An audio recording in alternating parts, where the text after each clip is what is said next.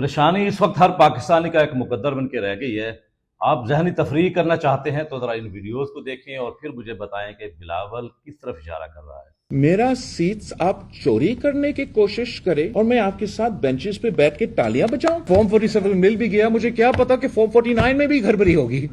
मतलब हद है। गिलगित बल्तिस्तान में आपकी मैंडेट के खिलाफ कोशिश जारी था और जारी है। Can you imagine? मतलब ये किस किस्म का इत्तेहाद है भाई? मेरा मैंडेट पे आप डाका मारने की कोशिश करें, मेरा सीट्स आप चोरी करने की कोशिश करें और मैं आपके साथ बेंचेस पे बैठ के तालियां बजाऊं। ये किस किस्म की सियासत कर रहे हैं? डियामिर 1 में बशीर अहमद खान साहब मेरा नुमाइंदा। अब मैं वो सीट हार चुका हूं। मौलाना फजल रहमान साहब ने जीतना था, मगर इसलिए कि खुदा ना खास्ता पाकिस्तान पीपल्स पार्टी और मौलाना फजल रहमान साहब ऐसे ना करे कि इत्तेहाद में शामिल हो जाएं। बेचारे मौलाना फजल रहमान साहब को भी सीट से महरूम रखा। फिदा मोहम्मद निशाद का स्कर्दू 2-3 ये जो भी था जीत चुका है। फॉर्म 47 ना, फॉर्म 47 दे दिया। तो मैंने इतना तो वादा किया था इनसे कि फॉर्म 47 दिलवाऊंगा। फॉर्म 47 मिल भी गया, मुझे क्या पता कि फॉर्म 49 में भी गड़बड़ी होगी।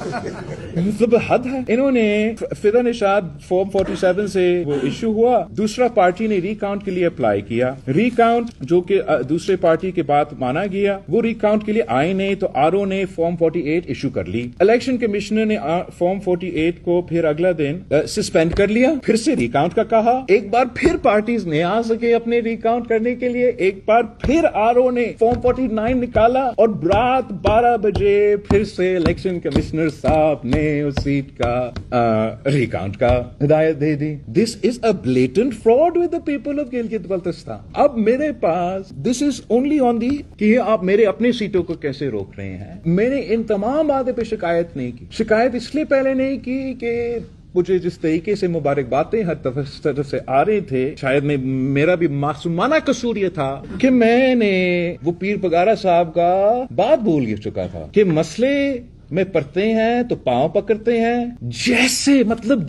मसले से निकलते हैं तो गला पकड़ देते हैं। अब this is as far as my seats are concern, right, कि मेरे अपने सीट्स, मेरे अपना हक जो कि मैं नहीं छोड़ रहा हूं।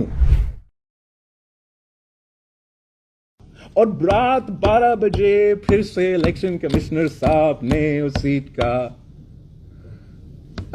रिकाउंट का हिदायत दे दी। भुट्टो का नवासा हमदर्द हमारा, हमदर्द तुम्हारा, हमें जान से प्यारा, हम जान भी देंगे, हम जान भी देंगे, हम जान भी लेंगे, हम जान भी लेंगे।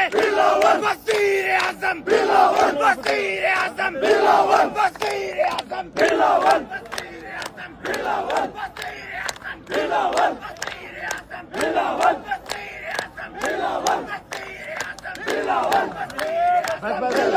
अल्लाह की शान है। हालांकि ये वो रियासत है कि जिसको बनाने हुए हमें शहादतें, पगड़ियाँ, इज्जतें, हिजरतें, वतन का छोड़ना और पता नहीं क्या क्या कुर्बानियां हमने नहीं पेश की। और एक नज़रिए की बुनियाद पे हमने इस वतन को छोड़ा था कि जिसकी बुनियाद ये थी कि दो कौमी नज़रिया है कि हम अपनी मर्जी के साथ यहाँ पे वो चीज़ें नहीं कर सकते। इसके लिए हमें अलग एक रियासत चाहिए। लेकिन बदकिस्मती ये है कि इतनी कुर्बानियों के बावजूद पाकिस्तानियों, सही बात यह है कि हमारे अमाल का नतीजा है कि अब ऐसे ऐसे लोग हमारी तकदीर का फैसला करने वाले हैं, हम पे मुसल्लत होने वाले हैं, जिनकी सही बात यह है कि मैं समझता हूँ कि जिनके अमाल देखें, अफ़ाल देखें, गुफ्तगू सुने तो एक हैरानी होती है कि शायद ये अगर इस खानदान से ना होता तो मैं समझता हूँ कि शायद कोई मोहल्ले का बच्चा, मोहल्ले का कोई नौजवान इसे दोस्ती लगाना भी मैं समझता हूँ शर्मिंदगी महसूस करता। लेकिन बदकिस्मती ये है, ये चूंकि उस खानदान से है जिस खानदान ने हम पे जनाब हुकूमत ही करनी है, जिनकी जनाब किस्मत में ये लिखा है कि वो जनाब मुल्क पे रहना है। तो बहरहाल एक ऐसा माहौल है, एक ऐसी सूरत हाल है जिसको देखते हुए, लेकिन मैं तो कम अज कम इसको तफरीह की नज़र से देखता हूँ। छोड़ दीजिए, आप और मेरे बस में पाकिस्तान की तकदीर का फैसला लिखना नहीं है। यही लोग हैं, आते रहेंगे, जाते रहेंगे, कोई 2.5 साल गुजारेगा, कोई 3 साल गुजारेगा, कोई 4 साल गुजारेगा। बदकिस्मती ये है कि हमें पाकिस्तान से अब तक किसी एक भी हुकूमत मुकम्मल नहीं कर पाई। तो ये अब आपकी और मेरे बस में नहीं है। लेकिन बहरहाल ऐसे नमूने आते रहेंगे, आए हैं, इनको हटाना मेरे और आपके बस में नहीं है। ज़हनी तफरीह के लिए इसको देखा करें اور میں سمجھتا ہوں کہ پریشانیوں جب زیادہ ہی گھر جائیں تو پھر ان ویڈیوز کو دیکھ کے تھوڑا سا تفریح کر لیا کریں. آپ کو اور میرے پاس اتنے بھی پیسے نہیں ہیں کہ میں جناب کسی ٹھنڈے علاقے میں جا سکوں. چلو ان چیزوں کو دیکھ کے تھوڑا سا ہنسی اور مزاح ہو جاتا ہے تو کچھ دیر کے لیے ہم اپنے آپ کو ریلیکس محسوس کرتے ہیں.